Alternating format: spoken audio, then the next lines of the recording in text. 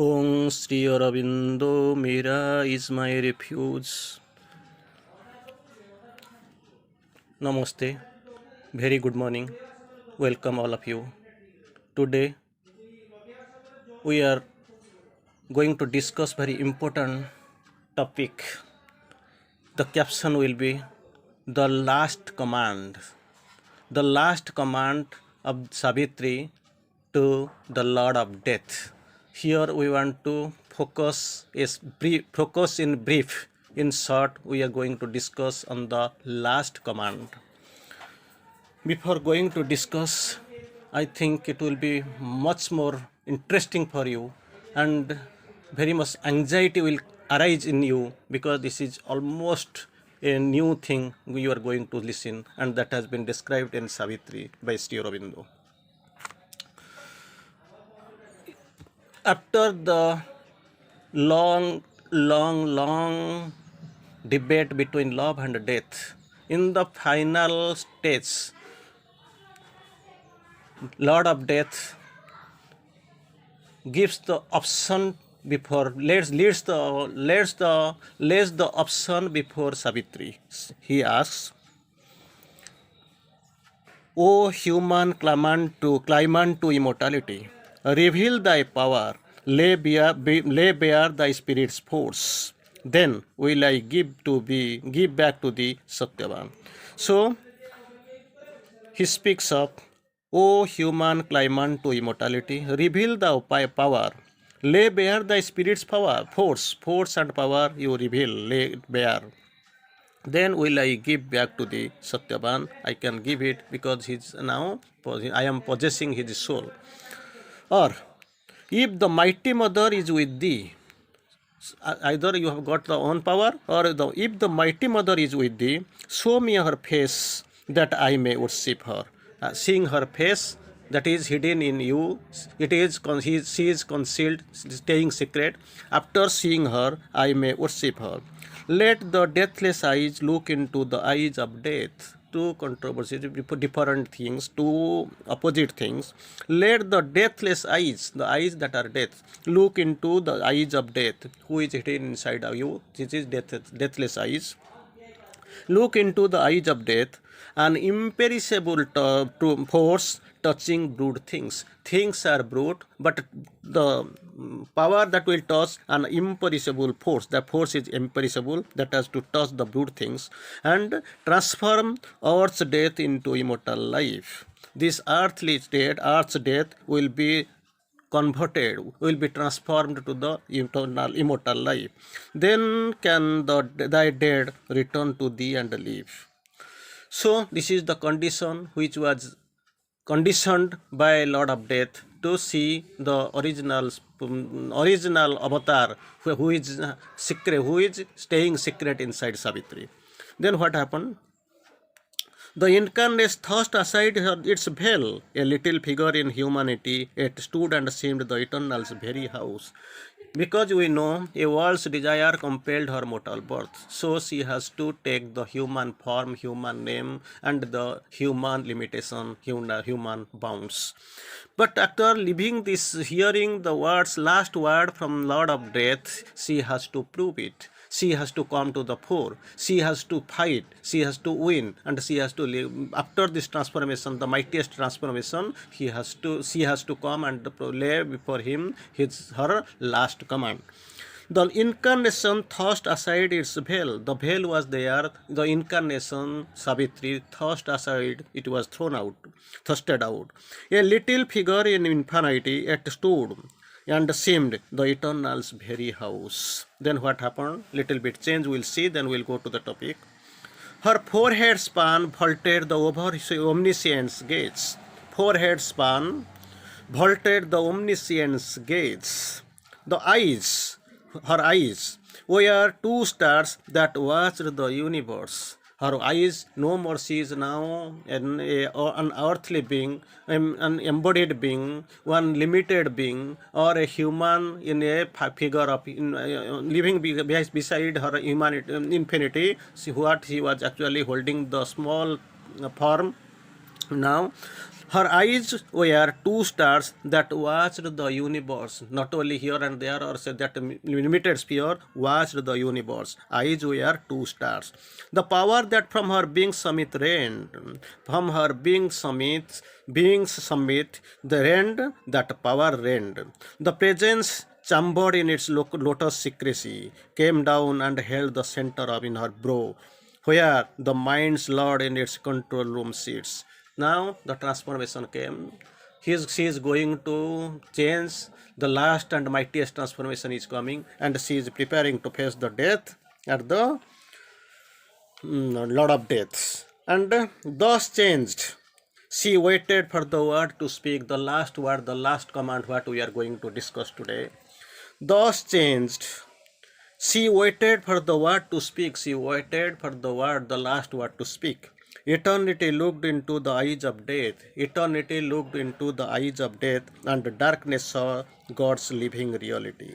Then there came a voice. There the low, calm utterance of infinity, when it speaks to the silence in the heart of sleep, the silence, the voice, the last command, it came out, and Savitri expresses, and she speaks of the word. Now that topic is the last command. We'll listen few lines are there. Most Savitri speaks of, I hail thee, almighty and the victorious death. Till now, Lord, death is almighty and the victorious.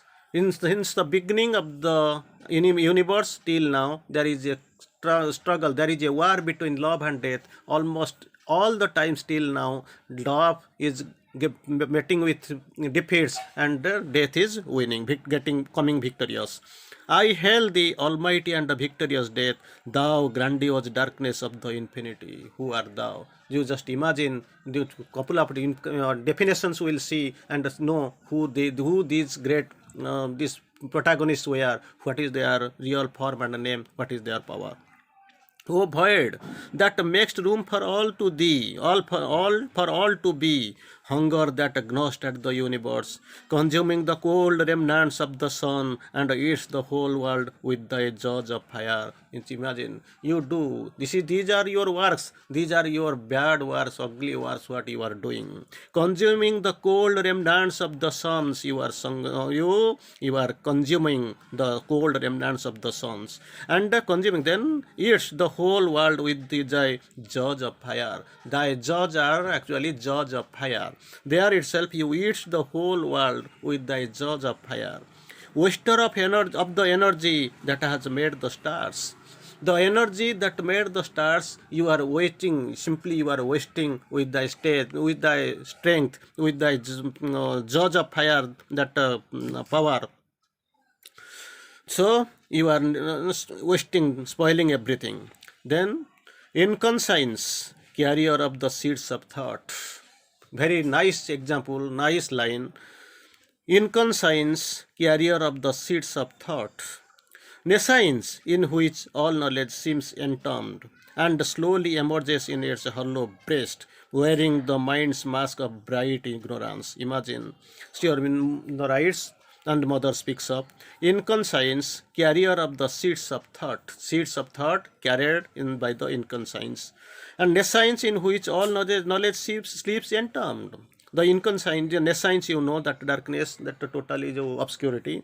Nescience, in which all knowledge sleeps entombed. It sleeps simply, not coming out, because this area, this environment, the situation is not normal for his working. So she is slipping on behind, staying behind the veil. She is carrying, in which all knowledge sleeps entombed.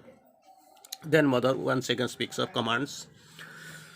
Thou art my shadow and my instrument. Till now you are running. You are my shadow and you are my instrument. Already we know in the initial thing, love came to her hiding the shadow.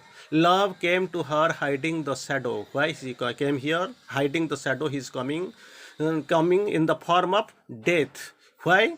Well might he find in him his perfect shrine. For him the perfect shrine, for death the perfect shrine is nothing but only the mother. He knew that for the perfect shrine, the perfect adorable Lord is the mother, nobody else. So he came here hiding the shadow in the form of death. As we can imagine, before Sita Haran, before taking away to Sita in that forest, Ravana also came in disguise, hiding his shadow. He came, he asked for alms, he begged for alms. When Sita crossed the three lines pulled by Lakshman, she came out, and when she came out, she was actually stolen and taken away by Ravana. Like this, because this was not the stealing, or it is not of the taking away or kidnapping, but thing is that Ravana was a great devotee of the Sita and Rama. He wanted to finish up his time. He wants to have the final darshan. At least he can adore, at least he can worship, and at least he can get the nearness and his touch. For that only she took away Sita, her mother. Thou art my shadow and my instrument, mother speaks of. Thou art my shadow and my instrument. You have not, you are nothing more than that. I have given thee thy awful shape of dread. That dreadness you are showing, with which you are actually making fears among the entire creation. People are getting dreaded, with this dreadful face, you are threatening them, you are killing them like this. I have given thee thy awful shape of dread, and thy sharp sword of terror and grief and pain. Three things you have, that dreadness, and another sharp sword of terror, grief, and pain I have given thee, to force the soul of man to struggle for light. Because these people, the men who have taken here birth here or moving here, they have forgotten. They are struggling for light. Original light the soul had bought, his mind has lost. The sun seems to him the shadow of his thoughts. So all is shadow again, nothing is true. The light his soul had bought, his mind has lost. Here, to force the soul of man, not to the mind, life or body, to force the soul of man to struggle for light, at least with thy grief, with the instrument of grief, terror, and pain, and this dreadfulness, the man at least they will struggle for the divine light, for the supreme light, what they have lost. Struggle for light on the brevity of his half-conscious days. Half-conscious days, most of the time they are staying unconscious or semi-conscious or half-conscious, or fully conscious is a daydream. Thou art his spur to greatness in his works. Man must ascend to his greatness, and thou art his spur. You are the way. Through you they will be ascended towards their greatness. To the whip, to his yearning for eternal bliss. You whip them because they need the eternal bliss, as you know. God's oneness and bliss are our inborn right. For that, they are yearning, they are ascending, they are keeping forward, and you are the whip. With your whip, with that suck, they are coming forward for the eternal bliss. Leave death awhile, and be still my instrument. Now I have come. It is time, your time is over. Be my instrument, be still my instrument. One day man too shall know thy fathomless heart. People will come and know of silence and the brooding peace of night, and the grave obedience to eternal law, and the calm inflexible pity in thy gaze. Now they fear, there is grief, there is pain, there is death, there is horror in our ears, in your eyes and your activities. But men to come and they will know you, they will see inflexible pity in thy gaze. But now, O timeless mightiness, stand aside, you stand aside, you give place, you give clear the road, and leave the path for my incarnate force, Satyavan. Leave the path for my incarnate force, will relieve the radiant God from thy black mask. Now itself you have you have taken the hostage, you release him. Freed from thy clutch of pain and ignorance, that he may stand master of life and fate. Man's representative in the house of God, the mate of wisdom and the spouse of light, the eternal bridegroom of the eternal bride. He has to come, he has to get incarnated. You just leave her bed. Thank you. Vande Mataram.